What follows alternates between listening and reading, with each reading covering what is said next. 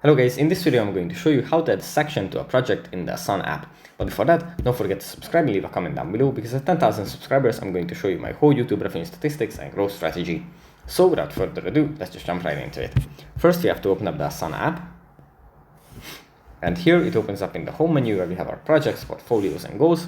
From here we just have to go into a project. Let's say it's test 1.